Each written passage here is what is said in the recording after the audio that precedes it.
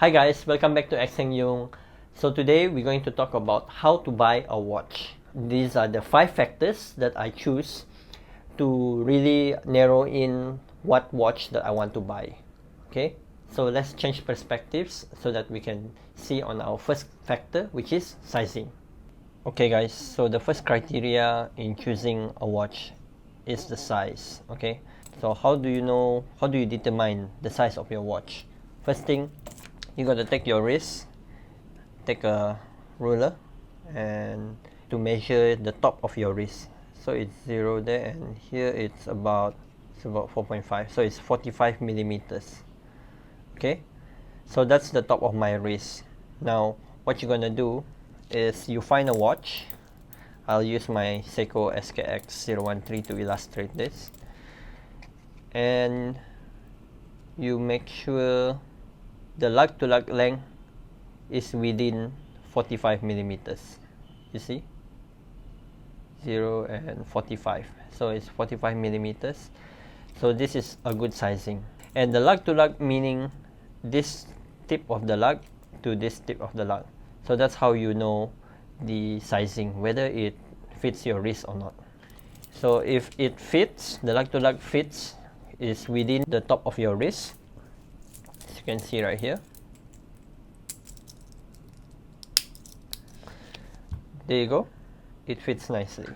So then another thing when determining a watch is its usage. Why do you want to buy the watch? Okay, are you going to use it for sports, to time a runner, or maybe are you going to use it for casual wear, like just to hang out with friends, or are you going to use it in an office? Okay, in an office situation, you might want to buy a watch that has a leather strap like this. As you can see, this leather strap, and it looks really good on the leather strap. It can fit under a cuff, no problem.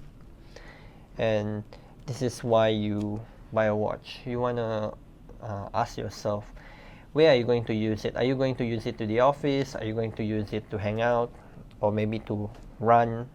Of course, using this to run is not recommended because this one has a leather strap, and leather straps break down if you sweat a lot. So it's used usually in the office, or maybe to weddings, or to much more dressy occasions.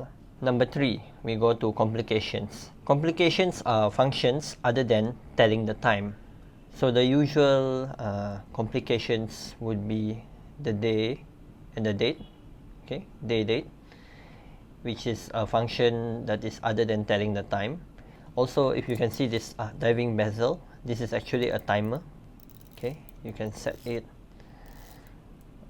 up to here, and then as the clock moves clockwise, okay, you can see the time. The timer, it's 10 minutes, 20 minutes, 30 minutes, etc, etc. So this is a timer. And there is also a stopwatch. You can see with this Seagull 1963 chronograph. Chronograph meaning stopwatch. You click the first actuator and it moves. Okay, then you click it the second time, and you click the second actuator to reset.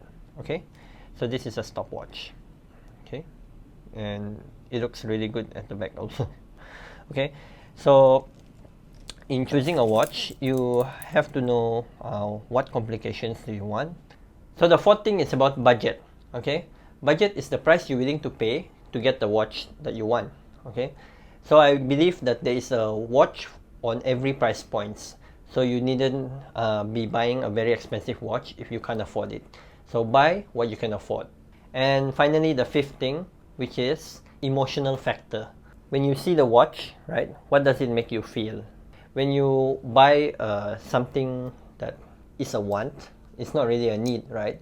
You can see the time, a day, and date much more accurately on your phone rather than on the watch. When you see the watch, what does it make you feel? Because humans are emotional creatures, and one of the most important thing when buying a watch is the emotional connection that you have with the watch. How does it make you feel? Does it make you happy? does it look good on your wrist or not.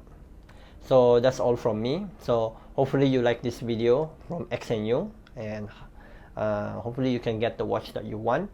And if you find this useful, please give us a like and subscribe. Take care.